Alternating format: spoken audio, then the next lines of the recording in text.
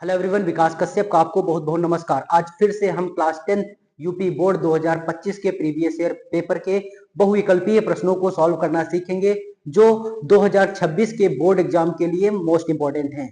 तो चलिए स्टार्ट करते हैं। अभी से पिछले दो पार्ट में हमने 10 प्रश्न सॉल्व करना सीख लिया है। अब हम 11 से 15 तक के प्रश्नों को सॉल्व करना इस पार्ट में सीखेंगे। तो चलिए स्टार्ट करते हैं। देखते हैं 11 नंबर क्वेश्चन क्या दिया हुआ है। देखो 11 नंबर क्वेश्चन कह रहा है कि एक वृत्त के केंद्र से 25 सेंटीमीटर दूर स्थित बिंदु Q से वृत्त की स्पर्श रेखा की लंबाई 24 सेंटीमीटर है, वृत्त की त्रिज्या होगी। तो देखो उसने बोला है एक वृत्त के केंद्र से, तो सबसे पहले हम लोग क्या कर लेते हैं, एक वृत्त बना लेते हैं। मान लेते हैं ये एक वृत्त है और इस वृत्त का केंद्र क्या है, O है।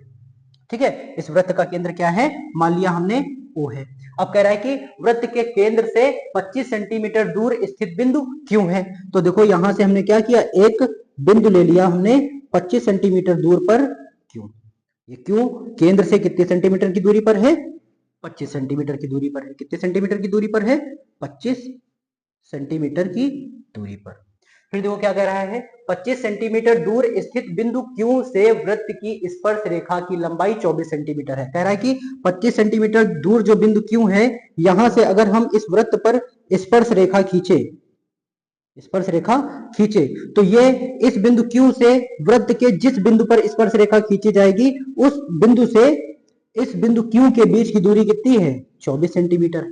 24 सेंटीमीटर है। फिर क्या कह रहा है कि वृत्त की त्रिज्या होगी। तो वृत्त की त्रिज्या हमें निकालनी है और हमें पता है वृत्त की त्रिज्या क्या होती है, केंद्र से लेकर परिधि तक की दूरी। तो अगर हम इस केंद्र से परिधि तक की दूरी लें तो ये क्या कहलाएगी, इसकी त्रिज्या r। क्या कहलाएगी, इसकी त्रिज्या r कहलाएगी। अब हमने वृत्त वाले चैप्टर में एक प्रमेय पढ़ी है कि स्पर्श बिंदु से खींची गई त्रिज्या, स्पर्श बिंदु से खींची गई त्रिज्या स्पर्श रेखा पर लंब होती है। स्पर्श बिंदु से खींची गई त्रिज्या स्पर्श रेखा पर लंब होती है। तो इसका मतलब क्या है कि त्रिज्या स्पर्श रेखा पर लंब होगी, तो त्रिज्या और स्पर्श रेखा के बीच का कोण कितना होगा, 90 डिग्री होगा।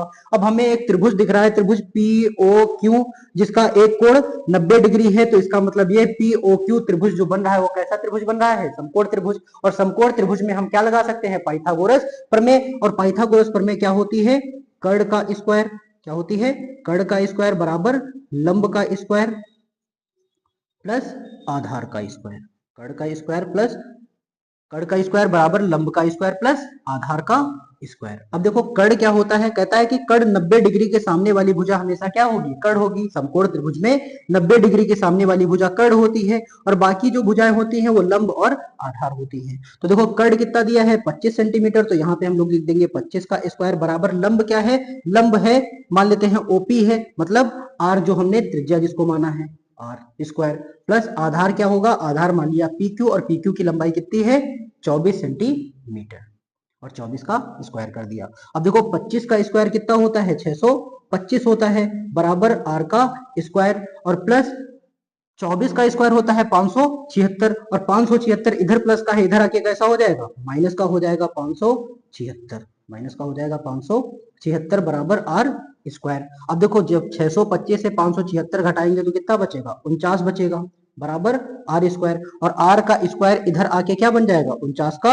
रूट। और 49 का रूट कितना होता है, 49 का रूट होता है 7 सेंटीमीटर। 49 का रूट कितना होता है, 7 होता है। तो इसका मतलब त्रिज्या r बराबर कितनी आई है, 7 सेंटीमीटर। और 7 सेंटीमीटर कौन से ऑप्शन में दिया है, ऑप्शन नंबर ए में दिया है। तो इसका मतलब option A is the right answer. अगले क्वेश्चन की बात कर लेते हैं हम लोग। देखो अगला क्वेश्चन जो दिया है वो 12 नंबर क्वेश्चन क्या है हमारे पास, 12 नंबर क्वेश्चन हमसे कह रहा है कि 14 सेंटीमीटर त्रिज्या के एक वृत्त का चाप, 14 सेंटीमीटर त्रिज्या के एक वृत्त का चाप। अब देखो हम यहां से पहले सिचुएशन बना ही लेते हैं। हमने बना लिया एक वृत्त, और वृत्त का जो त्रिज्या दी है, वृत्त की जो त्रिज्या दी है वो कितनी दे रखी है, 14 सेंटीमीटर दे रखी है। और कह रहा है कि इस वृत्त का जो चाप है उसके केंद्र पर 30 डिग्री का कोण अंतरित करता है। 30 डिग्री का कोण क्या करता है, अंतरित करता है। तो मतलब इस केंद्र पर, इस वृत्त पर एक चाप है, और वो चाप मान लेते हैं AB है। क्या है वो चाप, A से लेकर B तक का ये चाप है। और ये चाप केंद्र पर कितने डिग्री का कोण अंतरित करता है, ये चाप केंद्र पर 30 डिग्री का कोण अंतरित करता है। तो कह रहा है कि तो संगत त्रिज्यखंड का क्षेत्रफल ज्ञात कीजिए। संगत त्रिज्यखंड का क्षेत्रफल का मतलब कि ये वाला हमें क्षेत्रफल ज्ञात करना है, हमें ये वाला क्षेत्रफल ज्ञात करना है।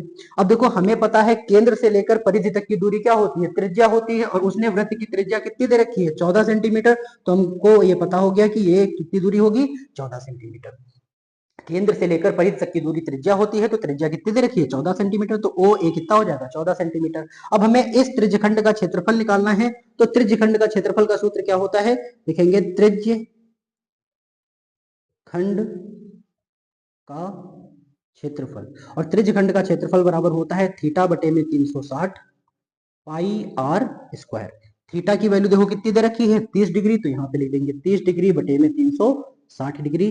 पाई की वैल्यू होती है 22 बटे में 7, और आर क्या है, आर त्रिज्या है, और त्रिज्या कितनी दे रखी है, 14 सेंटीमीटर। तो आर का उसने स्क्वायर बोला है, तो 14 का स्क्वायर करेंगे, और 14 का स्क्वायर का मतलब है 14 गुणे में कितनी बार लिखेंगे, 2 बार। अब देखो काटेंगे यहाँ से, 30 एकम 30 और 30 एकम 30, 60 बचेगा, 30 दूना 60। फिर देखो 7 एकम 7, 7 दूना 14। फिर देखो यहाँ से 2 एकन्नम 2, 2 छक्का 12।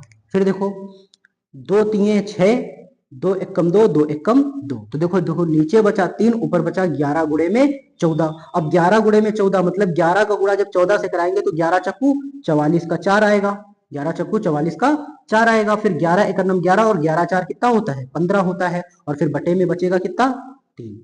तो आंसर कितना आएगा, 154 बटे 3। और क्षेत्रफल है तो क्षेत्रफल का मात्रक क्या होता है, सेंटीमीटर स्क्वायर। तो आंसर होगा 154 बटे 3 सेंटीमीटर स्क्वायर। तो देखो कौन सा ऑप्शन है, 154 बटे 3 सेंटीमीटर स्क्वायर, मतलब option number C is the right answer. 154 बटे 3 सेंटीमीटर स्क्वायर, 154 बटे 3 सेंटीमीटर स्क्वायर।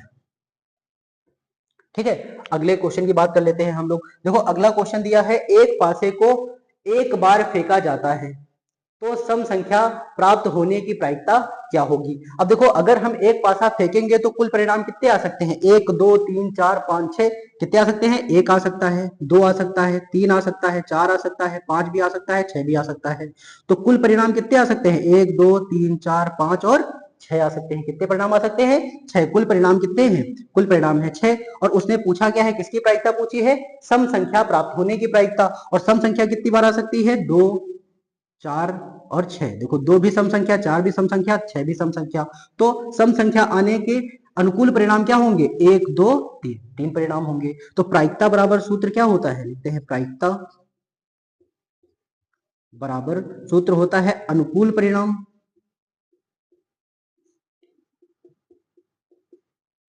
अनुकूल परिणाम, अनुकूल परिणाम बटे में कुल परिणाम, अनुकूल परिणाम बटे में कुल परिणाम। अब देखो अनुकूल परिणाम कितने हैं, 1 2 3। सम संख्या आने की सम संख्या आने के अनुकूल परिणाम कितने हैं, 3 है, तो लिखेंगे अनुकूल परिणाम है 3। और कुल परिणाम कितने हैं, 1 2 3 4 5 और 6। तो कुल परिणाम कितने हैं, 6। काटेंगे इसको तो देखो 3 एकम 3, 3 दूना 6। तो सम संख्या आने की प्रायिकता क्या आ जाएगी, 1 बटे में 2। और 1 बटे 2 कौन से ऑप्शन में है, डी ऑप्शन में है। तो इसका मतलब D option is the right answer. अगले क्वेश्चन की बात कर लेते हैं हम लोग। देखो अगला क्वेश्चन हमारे पास दिया हुआ है, कह रहा है कि कॉट थीटा बराबर 8 बटे में 15। अगला क्वेश्चन देखो क्या दिया है, यदि कॉट थीटा बराबर 8 बटे में 15 तो साइन थीटा का मान ज्ञात कीजिए। तो देखो उसने दिया है कॉट थीटा बराबर 8 बटे में 15, तो साइन थीटा का मान हमें निकालना है, साइन थीटा बराबर निकालना है। तो हमें पता है कॉट थीटा होता क्या है, कॉट थीटा होता है आधार बटे में लंब, आधार बटे में लंब होता है, आधार बटे में लंब होता है। और साइन थीटा क्या होता है, साइन थीटा होता है लंब बटे में कर्ण। साइन थीटा क्या होता है, साइन थीटा होता है लंब बटे में कर्ण, लंब बटे में कर्ण।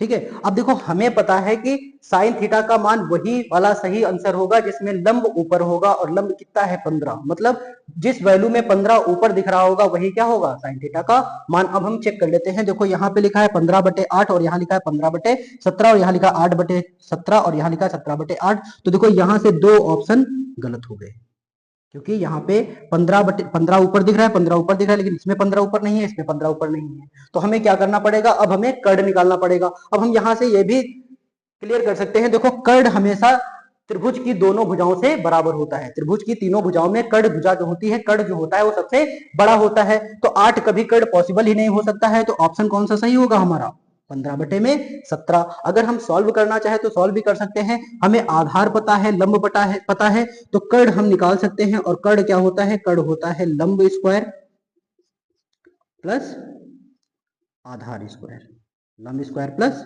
आधार स्क्वायर। तो यहां से लंब की वैल्यू कितनी है, 15, तो लिखेंगे 15 का स्क्वायर, इसका रूट भी होता है। ठीक है, कर्ण बराबर क्या होता है, लंब स्क्वायर प्लस आधार स्क्वायर का होल रूट। ठीक है, 15 लंब कितना है 15, तो 15 का स्क्वायर प्लस आधार कितना है 8, तो 8 का स्क्वायर का होल रूट। 15 का स्क्वायर होता है 225, 15 का स्क्वायर कितना होता है 225 प्लस 8 का स्क्वायर होता है 64 का होल रूट। अब देखो 225 में जब 64 जोड़ेंगे, 225 में 64 जोड़ेंगे तो कितना आएगा 289 का रूट। और 289 किसका रूट होता है 17 का। तो इसका मतलब कर्ण हमारा कितना आ गया है 17। तो साइन थीटा बराबर जब वैल्यू निकालेंगे तो साइन थीटा लंब बटे कर्ण होता है। साइन थीटा क्या होता है, लंब बटे में कर्ण। लंब कितना है 15, तो लिख देंगे यहाँ पे 15। और कर्ण कितना होता है, कर्ण कितना है 17, तो यहाँ पे लिख देंगे 17। कर्ण हमने निकाला है 17, तो लिखेंगे 17। तो साइन थीटा का मान कितना आएगा 15/17। Option C is the right answer. अगले क्वेश्चन की बात कर लेते हैं हम लोग। देखो अगला क्वेश्चन दिया है कॉसेक 60 डिग्री का मान है, और हमें पता है कॉसेक 60 डिग्री का मान कितना होता है 2/√3। 2/√3 अगर निकालना चाहे तो निकाल भी सकते हैं हम लोग। लिखेंगे कॉसेक 60। अब कॉसेक 60 का फॉर्मूला क्या होता है, देखो कॉसेक थीटा बराबर होता है 1/sin थीटा। थीटा की जगह पर 60 डिग्री है तो यहाँ पे लिख देंगे हम लोग 60 डिग्री, तो 1/sin 60 डिग्री। तो यहाँ से देखो 1/sin 60 का मान होता है √3/2, और ये वाला 2 उठ के ऊपर चला जाएगा तो ये हो जाएगा 2/√3। तो देखो option A is the right answer. I hope ये क्वेश्चंस भी आप लोगों को समझ आए होंगे। मिलते हैं अगली क्लास में इसके अगले पार्ट के साथ, तब तक के लिए नमस्कार।